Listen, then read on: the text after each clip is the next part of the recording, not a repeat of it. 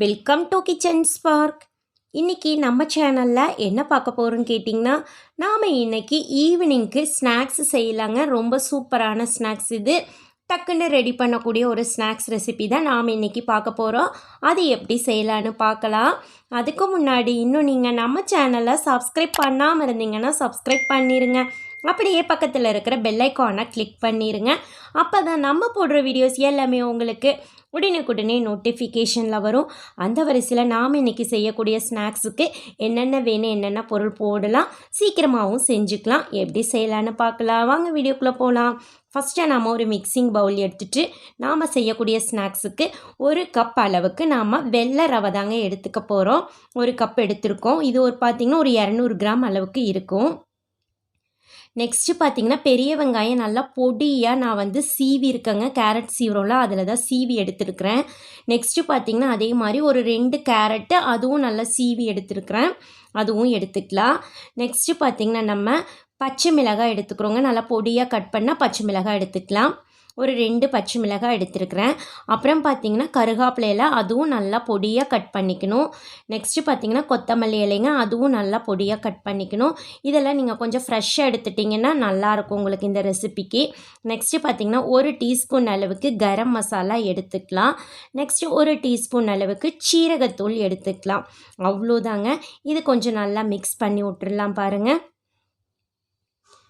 நல்லா இது ரவையோட நல்லா மிக்ஸ் ஆகட்டும். பாருங்கள், வெங்காயம், கேரட்டு, கொத்தமல்லி இலை, கருவேப்பிலை எல்லாம் நல்லா மிக்ஸ் ஆகி வந்துருச்சு. இந்த டைமில் பார்த்திங்கன்னா நம்ம தண்ணி ஆட் பண்ணிக்கலாம். ரொம்ப தண்ணி மாதிரி இருக்கக்கூடாது, கெட்டியாக தான் இருக்கணும். பாருங்கள், நான் ஆட் பண்ணி காட்டுறேன்.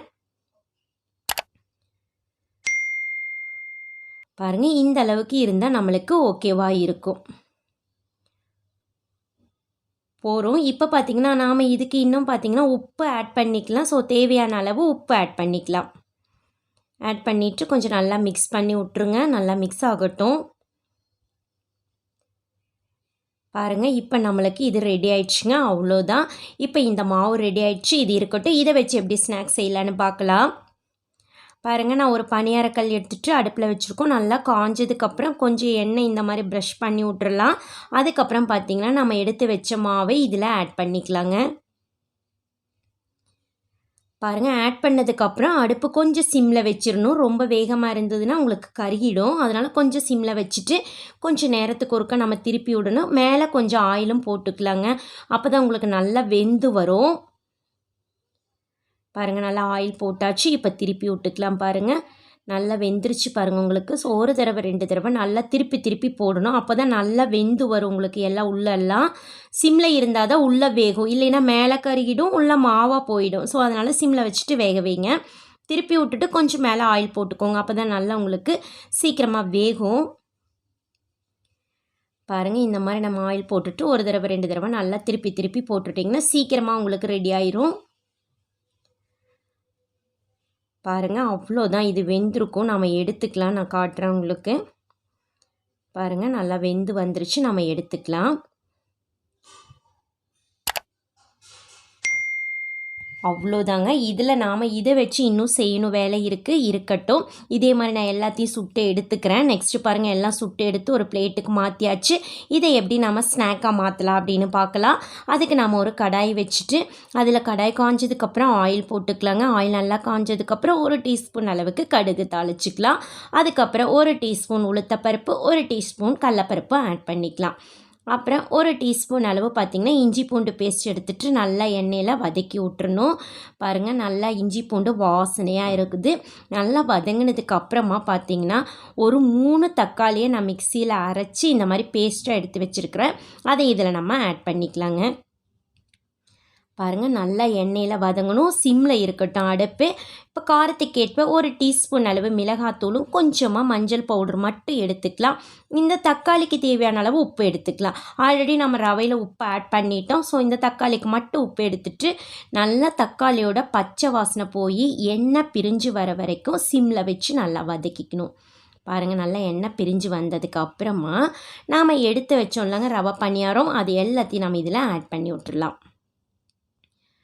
பாருங்கள் ஆட் பண்ணிவிட்டு நல்லா மிக்ஸ் பண்ணி விட்ருங்க. நல்லா கலர்ஃபுல்லாக நம்மளுக்கு ஸ்நாக்ஸ் ரெடி ஆகிடுங்க.